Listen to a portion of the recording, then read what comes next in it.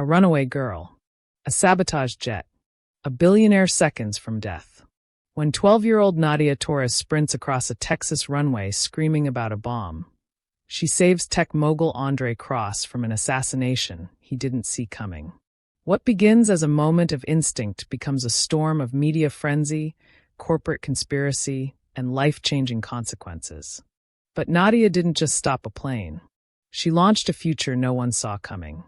Now, as enemies close in and the world starts listening, two lives from opposite worlds must rise together, one to reclaim his future and the other to build hers.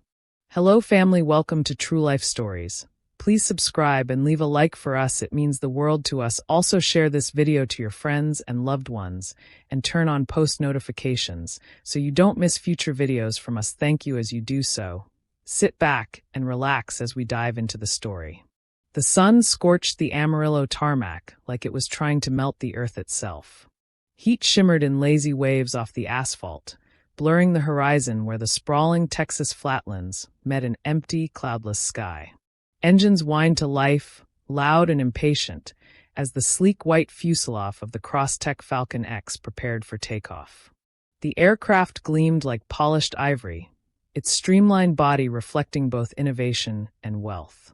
At the top of the staircase, Andre Cross stood alone, silhouetted against the blinding sky. Dressed in a navy blue travel suit, no tie, sunglasses lowered on the bridge of his nose, he looked every bit the young mogul Time magazine had once called the maverick of Silicon Skies. His expression, as always, was unreadable. Eyes focused. Mind somewhere between data projections and the Modezzy meeting he was flying to in Palo Alto. Pre-flight checks complete, Mr. Cross. His pilot's voice crackled through the earpiece. Ready on your command. Andre didn't reply. Not yet. He took a moment. These were the rare seconds he allowed himself to breathe, before altitude stole the silence. Then it came. A sound too foreign for this controlled environment. Don't take off. The plane's been sabotaged. The voice ripped through the hum of turbines like a blade through canvas. It wasn't a man's voice. It wasn't calm. It wasn't official. It was a child. A girl. Everyone froze. Security turned first. 3 black-suited men with comms in their ears and hands already twitching toward their hips. Then the crew snapped to attention. Then finally, Andre looked down the steps and saw her. She couldn't have been more than 12, maybe younger. Thin, wiry, skin flushed with heat, her face streaked with sweat and fear. Her black sneakers slapped against the tarmac as she sprinted toward the plane, breath ragged, eyes wide with urgency. She wore a faded denim dress and a crooked ponytail that trailed like a banner behind her. There was no badge, no pass, no escort. Just a voice cutting through everything. Don't go. Please check the tail. Under the rudder. Something's wrong. Andre's security detail surged forward. One man reached her before she could make contact with the aircraft. He wrapped an arm around her waist and wrestled her to a halt.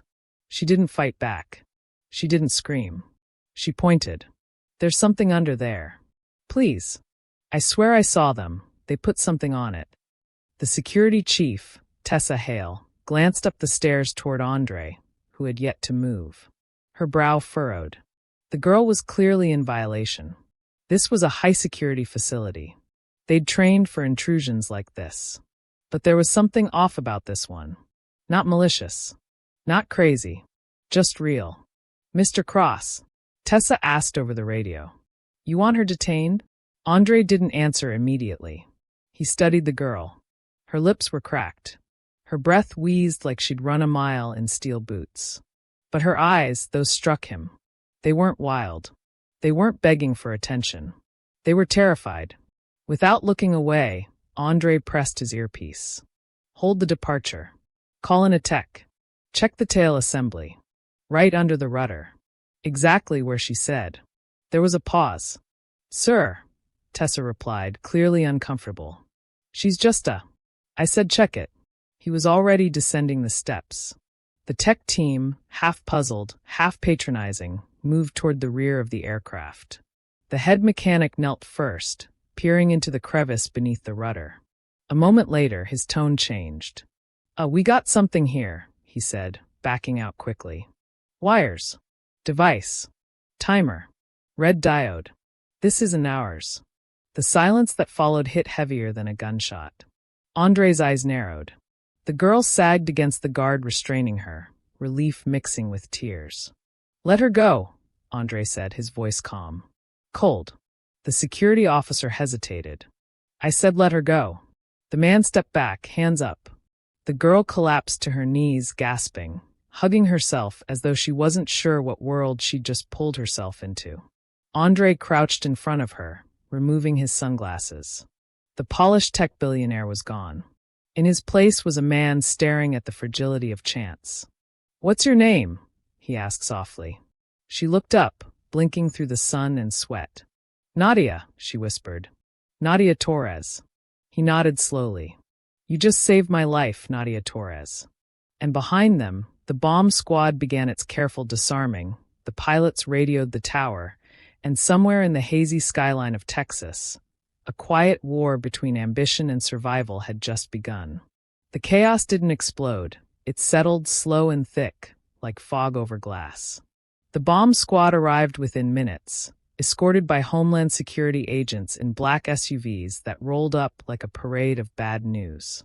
Technicians in full gear descended on the aircraft. The engines were shut down, the hangar sealed. The tarmac was no longer a launch pad. It had become a crime scene. Andre Cross stood just outside the airfield's perimeter fence, arms folded, jaw tight. He hadn't moved far from the girl, Nadia Torres, who now sat on the back of an ambulance, legs swinging, a silver shock blanket draped around her narrow shoulders. A paramedic had offered her water, but she hadn't touched it. She wasn't crying anymore. She just watched. And she waited. She shouldn't have been able to get past the outer gate. Tessa Hale's voice was low, almost a growl, as she stood beside Andre. Her tablet glowed with access logs and security feeds, a maze of timestamps and still frames. Cameras show her slipping in through the drainage service corridor on the south end. "It's been flagged before, but—" "I don't want excuses," Andre said quietly, eyes still fixed on the girl. "I want answers. Who planted the device? And why did she know about it before we did?" Tessa bit back her irritation. She'd worked for Andre for 6 years, long enough to recognize when his voice turned to ice. He wasn't angry. Not exactly. He was calculating.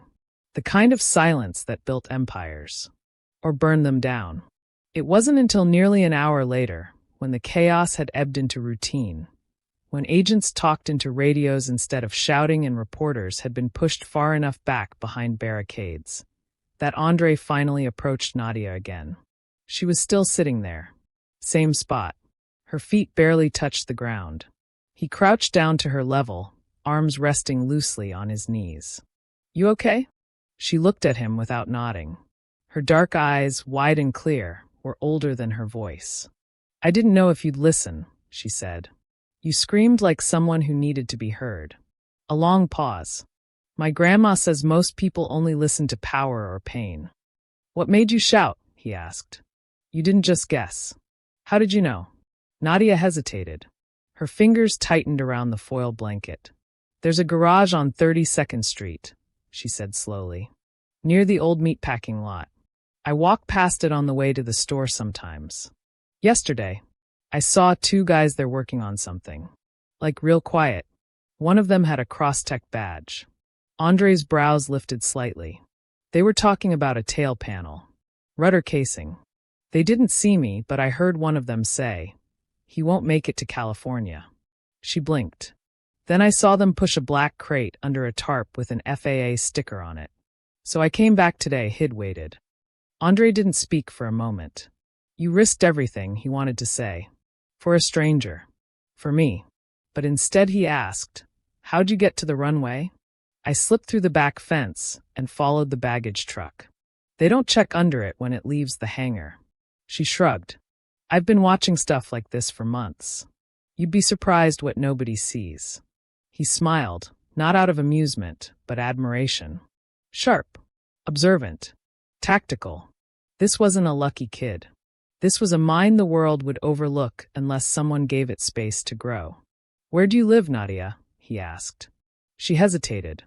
Parkside Mobile Estates. With my grandma. She's sick sometimes. I help with meds when I can get 'em. How long have you been on your own like this? I'm not on my own. She looked up, defiant. I've got her. Andre held her gaze.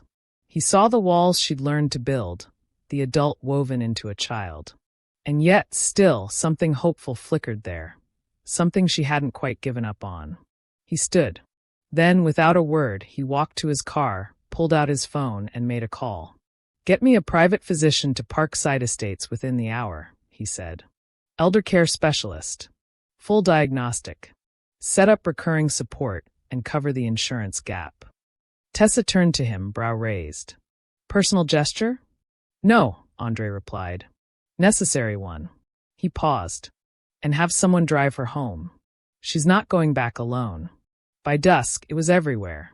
Tech mogul's jet nearly sabotaged in foiled assassination attempt. Young girl saves Andre Cross from alleged attack. Mystery hero identified as local 12-year-old, Nadia Torres. Photos circulated, grainy zooms of the tarmac, a shadowy girl sprinting toward the plane, a billionaire frozen mid-step. A perfect narrative for the digital age. Real heroism wrapped in high drama. But Andre ignored the headlines. Instead, he stood in his private office, reviewing a still frame from the surveillance footage. Nadia, mid-stride, mouth open, arm outstretched. A child throwing herself against the wind of the world. He tapped the screen. This isn't over, he said to no one. And in the quiet that followed, a new thought settled in his mind. Whoever tried to kill me knew exactly where to hit. The meeting room on the 34th floor of Crosstech's Dallas headquarters was designed to impress. Floor-to-ceiling glass walls framed the skyline like an art gallery, while polished steel and reclaimed wood gave the space a blend of innovation and gravity. But tonight the room felt cold, sterile, clinical. Andre Cross sat at the head of the long table, his expression unreadable, flanked by his two most trusted people. Tessa Hale, his head of security, and Dr. Julian Tyrone, chief strategy officer and longtime confidant.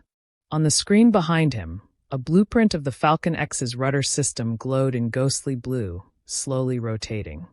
Across the table, two FBI agents in plain suits sat forward, one flipping a notepad, the other tapping a stylus against a tablet. Let's be clear, said Agent Morella Richardson, voice sharp. This wasn't a random act. Whoever planted that device had access, insider access, and knowledge of your departure schedule, aircraft specs, and runway clearance timing. Which narrows the list, said Tessa, eyes narrowed. But not enough. Agent Richardson tapped her tablet, and a list of names populated the screen. Cross-tech engineers, maintenance contractors, air traffic coordinators. Then one name pulsed red. Samuel Riggs. Former engineer. Fired 6 months ago. Riggs was terminated for leaking confidential drone schematics, Richardson explained. He denied it, but the evidence stuck. We're tracing burner phones tied to him. One made a call near 32nd Street, the garage Nadia mentioned.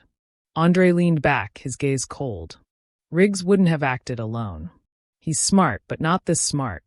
He didn't build that device. No, said Agent Richardson.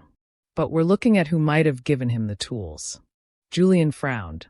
You think a competitor? Or someone acting on their behalf, Richardson replied. There's one name that keeps circling back in conversations. Meetings. Confidential interviews. She pulled up a photo. Vance Calder. CEO of Skyward Dynamics. Publicly charismatic. Privately ruthless. Vance Calder and Andre Cross weren't just competitors. They were opposites cut from the same cloth. Both tech visionaries, both wealthy before 40, both obsessed with aviation. But where Andre believed in clean energy, radical transparency, and long-term design, Calder believed in speed, disruption, and unchecked control. For years, Calder had tried to buy Crosstech outright. When that failed, he started poaching staff. Then came smear campaigns. Lawsuits. Botched acquisition rumors. Calder played chess with razors. Andre had always played defense, until now. Later that night, Andre stood alone on the rooftop helipad. The city buzzed below like 1,000 thoughts trying to take form. Footsteps approached. Tessa. He knew, Andre said. Calder knew where my plane was parked. He knew the tail panel design. That kind of specificity doesn't come from a tabloid. Tessa didn't disagree. But proving it will be hell. He doesn't leave fingerprints. He leaves proxies. Andre turned to face her. So we dig. I want surveillance around Calder's assets. Former engineers, lobbyists, even janitorial contracts. Anyone who worked both sides in the last 2 years. Tap behavioral analysts. Dissect every motive. Tessa nodded slowly. This goes beyond sabotage, doesn't it? He didn't answer directly. Instead, he glanced at the horizon where thunderclouds gathered in slow, electric silence. She risked her life to warn me. A kid. No armor. No power. Just instinct. He paused. Someone tried to kill me to send a message. Let's send one back. In a luxury suite high above downtown Austin, Vance Calder poured a drink, his fingers tapping the crystal glass against the marble bar. Across the room, a man in a leather jacket sat nervously. You told me it would be clean, Vance said coolly. Minimal risk. Precise exit. It was. I mean, we followed the plan. She wasn't supposed to be there. Vance laughed once. Not loud. Not amused. No one's supposed to be anywhere. Until they are. He sipped the bourbon and let the silence stretch. Then he added, Find the girl. The man stiffened. What do you mean? Vance turned. His eyes, cold and sharp, made the room colder. I mean, I want to know where she sleeps. Who she loves. Who she talks to. You don't touch her. Yet. But you watch her like she's the last candle in a blackout. Understand? The man nodded, sweat forming at his temples. Back at Parkside Estates, Nadia sat on the edge of her grandmother's couch, eyes fixed on the television. Her own face flickered across the screen, caught by some reporter's drone. Her name. Her warning. Are you scared? Her grandmother asked softly. Nadia thought for a moment. Then she looked up and said, Not yet, but I think someone else should be. Outside, a black SUV with cross-tech security quietly idled at the curb. The courthouse loomed like a fortress of polished stone and whispered secrets. Its tall Corinthian pillars weren't just decorative. They were declarations of power, of finality. Inside, the marble floors echoed with the cadence of footsteps. Lawyers in pressed suits, reporters clutching badges, and agents murmuring behind dark glasses. But beneath the rituals of justice, the air buzzed with something heavier. The sabotage of Andre Cross's jet had become national news. It wasn't just a tech story anymore. It was a legal thriller, a corporate war with a near-death twist. And today, it had a new face. A 12-year-old girl who had yelled the truth into the teeth of a jet engine. Nadia Torres.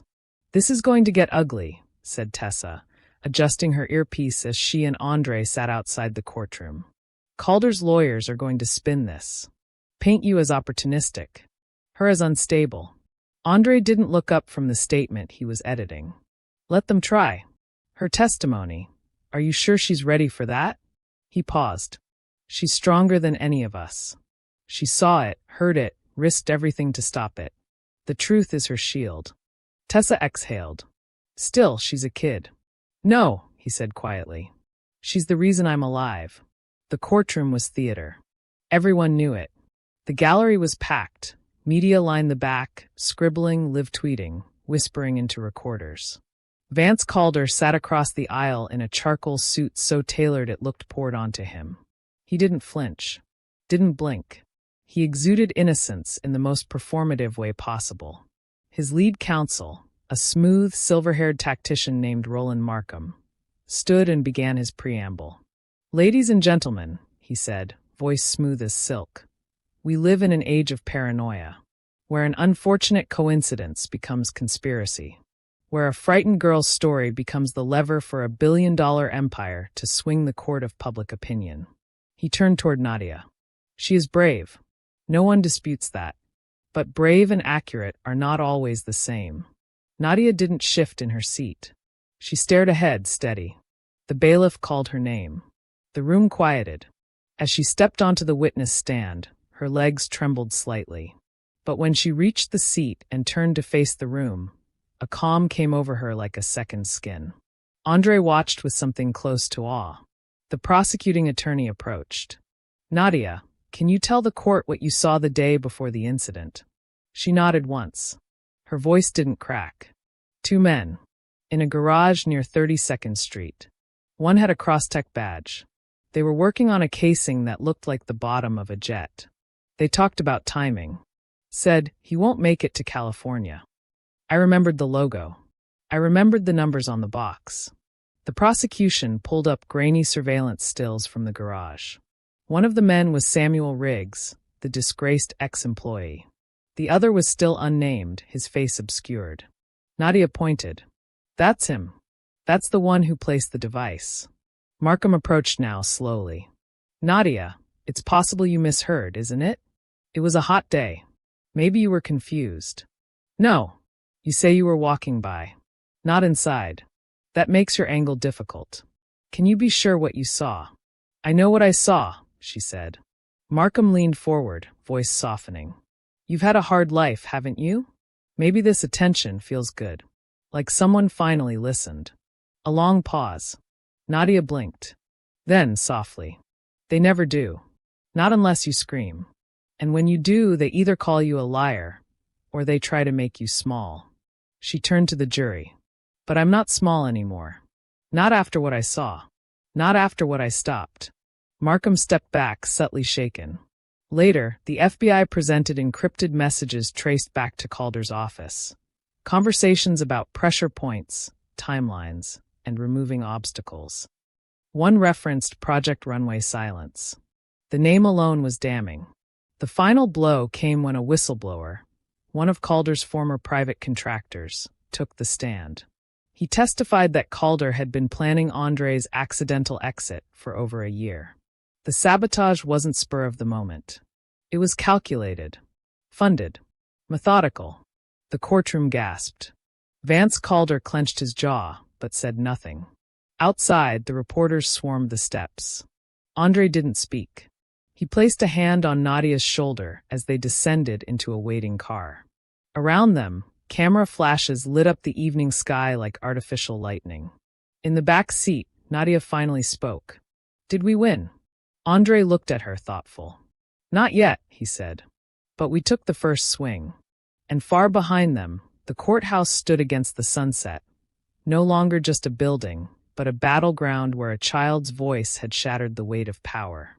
The trailer sat at the farthest edge of Parkside Mobile Estates, just beyond where the pavement turned to gravel and the street lamps started skipping. The siding was faded a dull beige, the windows were mismatched, and the front steps groaned under the weight of every footfall. But inside, it smelled like chamomile tea and something warm in the oven. It was home, and for Nadia it had always been enough. Until now. Andre Cross had kept his promise. After the trial's first phase ended, a Crosstech-sponsored care team began visiting twice a week. A nurse managed her grandmother's medication regimen. Groceries arrived like clockwork. Utility bills were no longer a threat. Nadia was no longer watching the world from the cracks in the wall. Now she had a seat at the table. But with comfort came confusion. One morning, as she poured cereal at the tiny kitchen counter, she asked, "Why is he doing all this?" Her grandmother, Celia, paused while folding a dish towel. "Because you saved his life." "That can't be it," Nadia said. "I didn't do it for something." Celia gave her a long look, equal parts pride and caution. "No, but sometimes the right thing opens the door to things you didn't expect." A few days later, Andre arrived. Not in a convoy, not with fanfare, just in a matte black electric sedan with tinted windows and an assistant who waited silently by the car. He stepped inside the trailer like a man stepping into a memory that didn't belong to him. Everything was smaller than his world. Quieter, but it felt more alive. Nadia stood stiffly beside the couch, arms crossed. "You're not what I expected," she said. Andre raised an eyebrow. "What did you expect?" She shrugged. "A guy in a cape. Or a fake smile." "Disappointed?" "Not yet." He smiled. Then, more gently, I wanted to ask you something. Do you like school? Nadia blinked. School? I don't really go much. Only when my grandma's stable. And even then, it's boring. What's not boring? She hesitated. Fixing things. Watching how stuff works. I took apart the microwave once. I mean, it didn't work after, but I figured out the heat coil. Andre's eyes lit up, just faintly. And what if I could put you somewhere that challenged you? Somewhere that taught you not just how to fix a microwave, but how to build one from scratch and make it fly. Nadia frowned. Is that a trick question? No, he said. It's an offer. 3 weeks later, Nadia stepped onto the campus of Crosspoint Academy, a private school in Austin designed for underrepresented prodigies in science and technology. Andre had funded it quietly over the years, but never personally placed a student there, until now. She arrived with a backpack 3 sizes too big, sneakers she refused to replace, and a notebook full of hand-drawn jet schematics. She didn't say much the first day, but in the robotics lab, her hands moved like they belonged there. In her first week, she built a gear-driven lock system that stumped 3 seniors. By the second, she was helping the faculty debug the school's drone tracking software. By the third, she stopped feeling like she didn't belong. Andre didn't hover, but he didn't disappear either. He called once a week, sent her books, challenged her with logic puzzles. They talked in a language neither of them had spoken with anyone else before.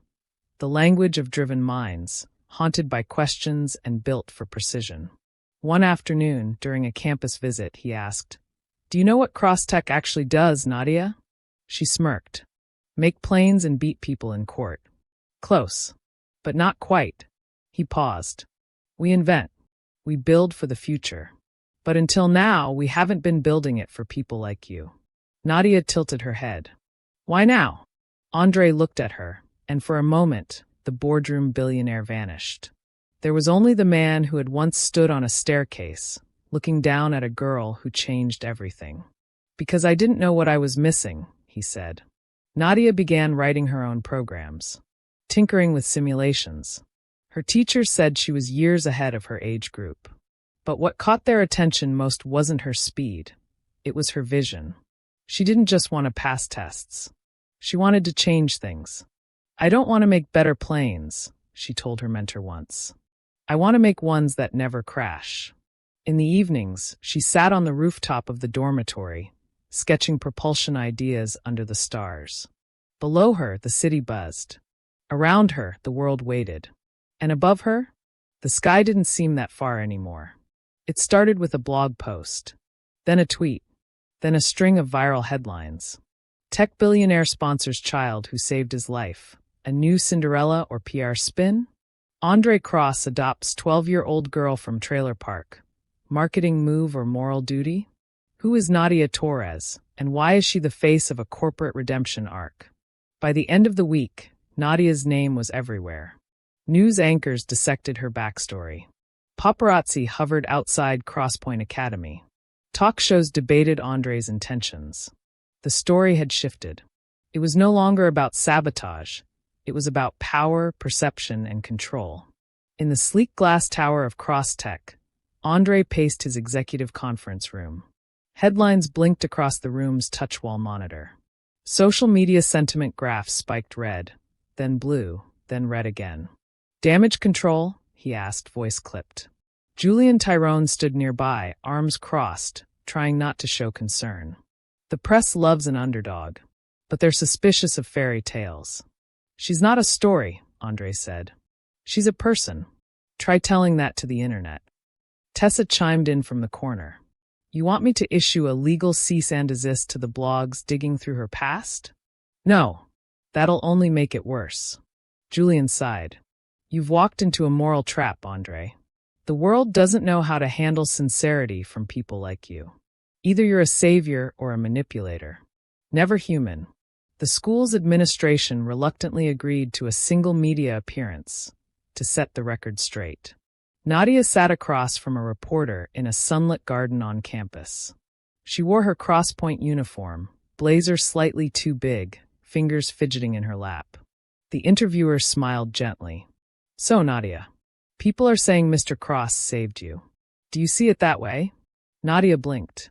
He didn't save me. I wasn't drowning. The interviewer paused, surprised. Then what would you call it? She thought a moment. I saved his life.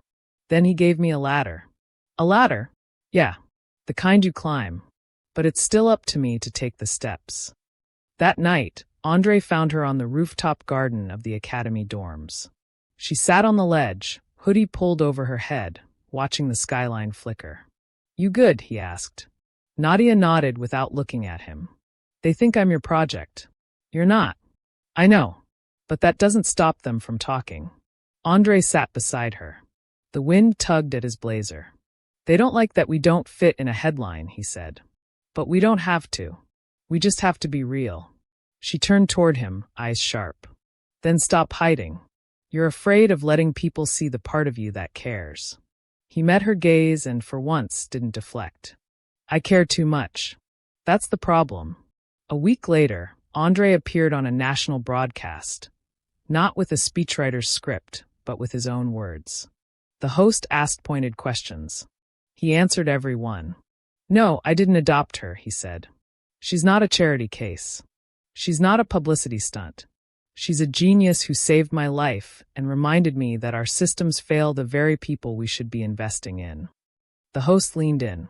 So why her? Why now? Andre paused. Because I have power. And if I don't use it to lift others up, then it isn't power. It's just weight. The clip went viral overnight. After the interview, things shifted. Some journalists still spun the story, but others began to see it differently. Think pieces emerged about the intersection of wealth and mentorship. Schools across the country started scholarship programs in Nadia's name. She was invited to speak at youth summits, STEM camps, and even tech conventions. Her words, always direct, struck a chord. I'm not lucky. I'm seen. There's a difference. But in the corners of the internet, in unindexed forums and encrypted chats, her visibility had consequences. Screenshots of her school, addresses of cross-tech labs, whispers of retaliation. Tessa showed Andre the digital trail one night. She's on watch lists now. Not government ones. Corporate ones. People called her left behind. Andre's jaw clenched. Keep her safe. No more compromise. Already done, Tessa said. We're ahead of them. For now. One evening, Nadia sat on her bunk, turning a wrench in her hands like a prayer bead. Her roommate asked, Do you ever wish none of it happened? The plane. The trial. The press. Nadia didn't answer at first. Then she said, almost to herself, No, but I wish I could be brilliant without being watched. Outside, the stars blinked, quiet, distant, untouched by the noise of the world. The first time Nadia Torres stepped into the Crosstech Innovation hangar, she stood frozen at the threshold. The space was vast, easily the size of a football stadium, its domed ceiling glinting with light and steel. Inside, engineers moved like clockwork through an ecosystem of drones, electric vertical aircraft, and prototype parts that floated on magnetic rails. Andre watched her from the mezzanine level above, arms folded. You gonna stand there or make history? He called down. Nadia grinned. Then she walked forward. Nadia's placement at Crosstech was officially titled a junior systems intern, but everyone knew what it really was. A mentorship pipeline straight to the company's future. At just 15, she was working side by side with aerospace PhDs, software engineers, and materials specialists. She wasn't there to observe. She was there to build. Her first assignment was modest: optimize a flight stabilization subroutine in a hover drone. She rewrote the logic tree in half the time, reduced the energy drain by 28%, and quietly added an AI-based response node that hadn't even been requested. By the end of her first month, they weren't asking her to shadow anymore. They were asking her what came next. The breakthrough came during a late-night brainstorming session. Andre, Julian, and a small core team were debating long-haul sustainable flight technology.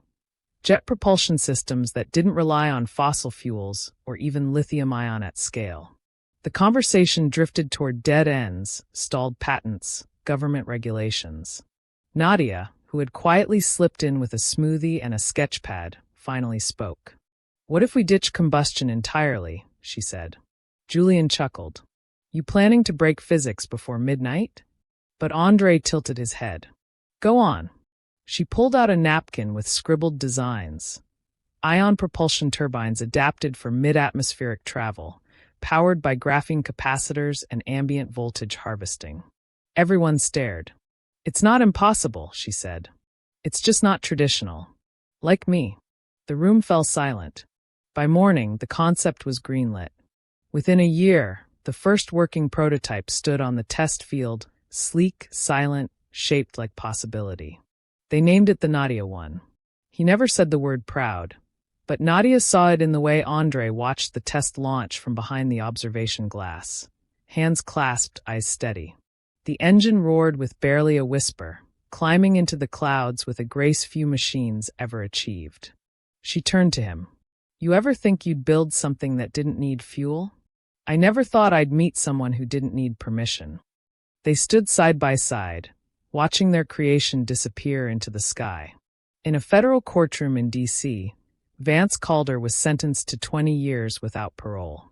Charges included conspiracy, attempted manslaughter, corporate sabotage, and unlawful surveillance. He said nothing as the judge read the sentence. But when he was led away, he paused, turned once toward the gallery, and locked eyes with Andre. A silent vow. A shadow yet to fall. Despite being a teenager, Nadia was now a shareholder and strategic advisor to Crosstech's aerospace research division. The press called her the future architect, the girl who redefined lift, the tech phoenix. But she remained grounded. Literally. She still tinkered alone on her dorm rooftop. She still called her grandmother every night. She still answered fan emails from girls in foster homes and refugee camps who wrote, "You made me believe I could build something, too." One evening, Andre invited her to his private workshop, a minimalistic lab high above the skyline, filled with experimental models and sketches. He handed her a small box. Inside was a plaque. Nadia Torres, first flight engineer. Crosstech Quantum Division. "No ceremony," he said. "No speeches.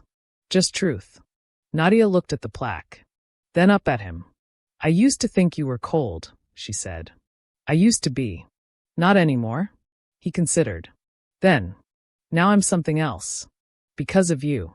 That night, Nadia sat beneath the stars again. But the sky no longer felt distant. It was a workspace now. A destination. A challenge. Below her, Crosstech hummed with innovation. Behind her, justice had been served. Ahead of her, the horizon stretched wide, waiting. And above her, the air was clear. The engines were ready. The girl who once shouted at a jet now had her own ready to launch. The stage lights dimmed as a hush swept over the massive auditorium. Thousands of eyes turned toward the center platform, where a single lectern waited. Behind it, a backdrop of constellations and schematics shimmered, part starscape, part blueprint. The summit was called Tomorrow Tech, Shaping the Skies. It was the most prestigious aerospace conference in the world, typically reserved for seasoned scientists, billionaires, and defense contractors. This year, the keynote speaker was 17 years old. When Nadia Torres stepped onto the stage, she walked without hesitation. Her fitted charcoal blazer bore a small Crosstech emblem on the lapel. Her hair, braided neatly, framed a face that had been both scrutinized and celebrated by the world. But none of that mattered now.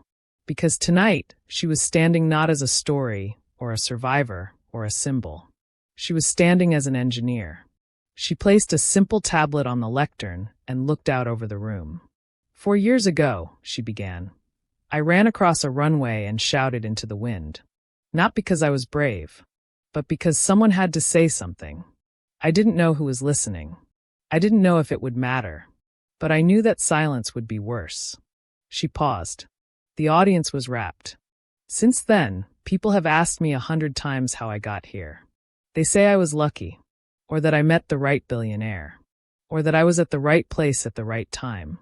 But let's be clear, none of that built the Nadia one. None of that wrote my blueprints. What got me here wasn't luck, It was curiosity, hunger, persistence, and someone finally opening a door instead of guarding it. She turned slightly, glancing at a section near the front row. Andre Cross sat there, quiet, hands folded, not as a mentor now, but as a witness. She continued, "The future belongs to those who ask better questions, who aren't afraid of being the youngest in the room, or the loudest, or the only one who looks like they don't belong." I screamed once because no one was listening. Today I speak because you are. And I hope you leave this room with one truth in mind. The sky is not owned. It's inherited, and we all have a right to reach it. Applause didn't erupt. It rose like thunder building from the floor up. Backstage, Nadia leaned against a metal scaffold, letting the adrenaline wear off. Her tablet buzzed with messages, congrats, partnerships, press requests, but she ignored them. Andre found her standing there, arms crossed, eyes calm. "You didn't rehearse that ending," he said. "Nope." He smiled. "Still writing code on napkins?" "Only the brilliant stuff." A brief silence stretched between them. "You know," he said softly, "your speech, it wasn't about me. And that's exactly why it mattered." "I know," she said, "but you're still part of it." He nodded. "I'm proud of you." This time he said it out loud. On the rooftop of the Crosstech Tower, Nadia stood alone. The stars looked closer than ever. She traced them with her finger like old friends. Below her, the world spun on, louder, faster, more complicated than ever. But she felt no fear now, because she'd proven something, not just to others, but to herself. That brilliance has no blueprint, and courage often comes disguised as noise.